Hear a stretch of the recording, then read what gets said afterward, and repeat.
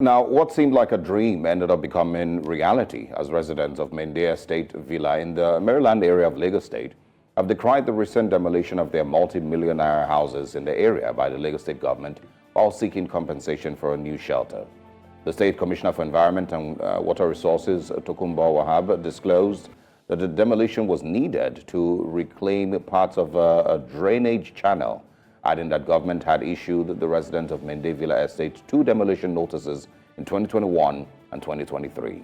Now, joining us to discuss this is Isabella Adediji, I beg your pardon. She happens to be a resident at the Mende Villa Estate. Thank you very much. Good morning to you. And I would start with saying we're so sorry, that of course, you've had to deal with these very, very trying times. But I mean, maybe all of you. Yeah, I think the first thing that comes to mind is just how are you? I'm much better. I think I was losing my mind when I don't know how to describe Saturday. 1 minute, I'm coming out for a meeting, I'm seeing the commissioner, and Honorable Commissioner actually started the conversation because he had come the Sunday before and he had said, we need to do this drainage channel and whatnot. What are your documents? And there was a bit of back and forth. Okay, we have the documents. Okay, you know what? He just said, look, I know that there are people here. I know there are families here. That's why I came to the estate. So I saw the empathy. And from that Sunday, he had said the next day, Monday, that they're going to send their own surveyor, and we should also send our own surveyor so they can take coordinates to make sure that we didn't encroach on the setback. And the next day, that was Monday, that's a week ago, our surveyor came, surveyor from the government came, and then we didn't hear anything. So life was going on as normal. In fact, we had waited to see the Honorable Commissioner on Sunday before making the decision for my husband and daughter to travel out of the country because my daughter needed to go and seek medical care. So we're like, no, everything is fine. The Commissioner has given us his word. And he did say that, you know what, most of this estate needs to go, but I'm going to go back to Mr. Governor and I'll see what we can do. So there was a bit of hope, like, oh, this person understands.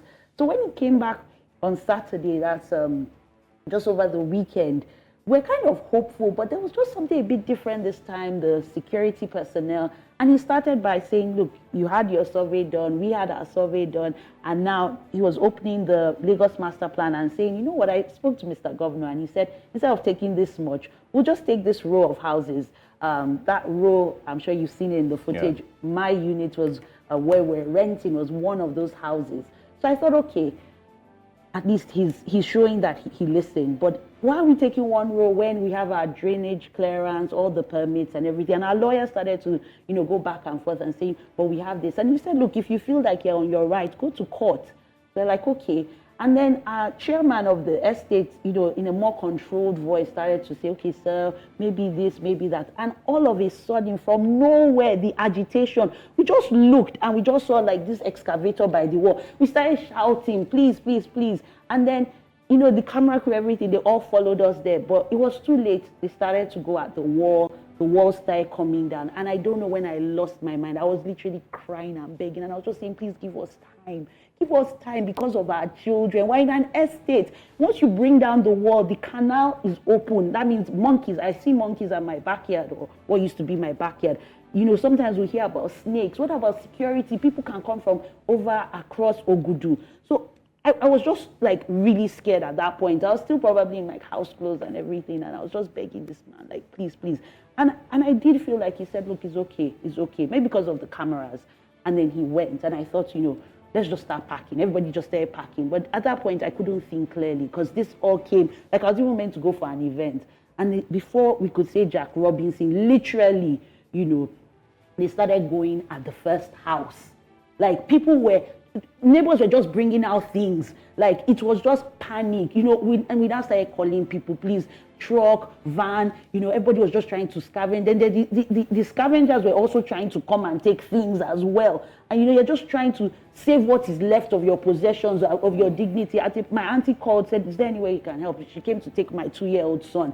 But I was just distraught. I was crying. I had lost, I don't want to ever go back there. I did grant some interviews to some of the news stations that were there. And, I just said, government is for the people, of the people, by the people. Why will what would it have taken the Lagos state government to say, okay, look, we've taken down the wall, you can see we're serious, but we'll give you 48 hours, or we'll give you 2 weeks. At least pack your things and find a new place. Things are so hard. The cost of food, like basic amenities, electricity, transportation. I know how much I was spending last year and how much I'm spending this year. Now, there's that added cost. If you go to the market, you don't want to know how much, houses are. So, yes, we can go to court and seek redress and whatnot, but where is the humanity that at that point, I was a mother begging because I was thinking about the security of my children, my family. I was thinking about the other families. I was thinking about the elderly, the sick amongst us. What will happen to them? The people who don't have people to go to or people who will come to their aid to help them start packing. At the point my neighbors came, they were packing things for me, trying to calm me down, but it was just such a nightmare. And, I just thought, wow, we can go from having a civil conversation, like showing us the map and telling us you've heard, to a simple, like, take this place down. And then, someone just says, take this place down, and, you don't think it's just going to happen like that. No, it's not just going to happen in the course of the conversation. But So what has happened since then, and how have you, been able to? This was Saturday. So I went to my auntie's house on Saturday where my son was, and I have like my stuff in different people's houses, my friends, that's probably the worst my part. colleagues, my husband's colleagues, my stuff is everywhere. And I said to myself, I'm going to maintain some semblance of reality before I lose my mind. So what can I do? What brings me joy? I know my family does. My husband is still away, and I know how distraught he was, because there was always that thing that, what if? You never know, like these demolitions. So yesterday, I was able to, sometimes I host on TV, Channels TV, and I still went to host the show. I was on radio speaking about it. I took my son to school today. His uniform was stuck inside the washing machine, so he went in his mufti. We couldn't find the school bag. And when we got to the school, they're like, where's the school bag? I was like, look, let me just go to school. And as I dropped him at school, because our house is very close, I went there and I actually saw the destruction. Because, they had started on one side, then they stopped, and then they started on the other side. And then now I've seen that what was left of my house, it's really sad. A lot of people have put in money. I mean, when did we pay our rent? In February, and my landlord's house was the first one to go down. Like, I can't imagine the impact it's going to have. And I now understand when people say they are leaving this country. I believe in Nigeria. I believe this is the only country I have. But I can see now when people say, look, for my child, I don't want my child to go through that. I don't want to wake up one. I went to bed on Friday, woke up in my bed on Saturday, and I became homeless by Saturday afternoon, evening. How long had you lived there? We moved to that place in 2020. Oh, So it's barely 4 years. The pandemic period, just There's during so the many pandemic. memories, and it was a community, and I feel like temper justice with mercy. If you feel like really and truly, the same way you had been engaging us and you're showing us that you're a government that listens, then what would you have taken and if you had just given more time? Yeah. For some people, they didn't get their possessions out. Luckily for me, I had family and friends who came to my aid, and they've been helping. But I'm still distraught.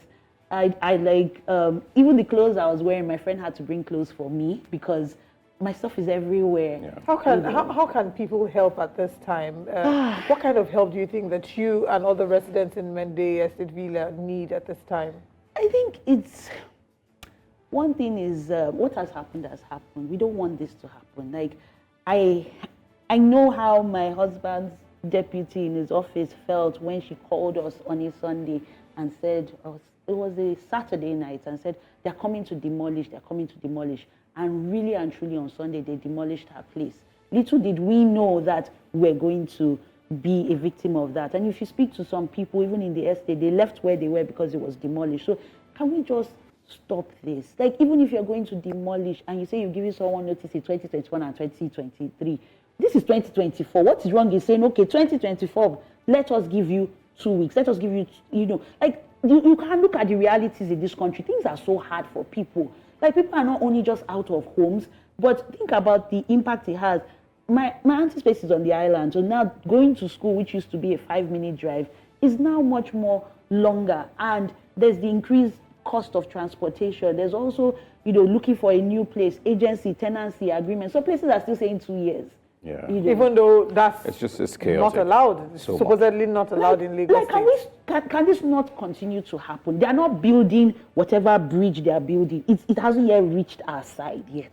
What about some kind of patience, what sort of understanding that, okay, let's meet you halfway? And I hear you completely, because the defense that the government gives is that they have been giving notices since 2021. Yeah. That they've done a repeat notice in 2023 and all that.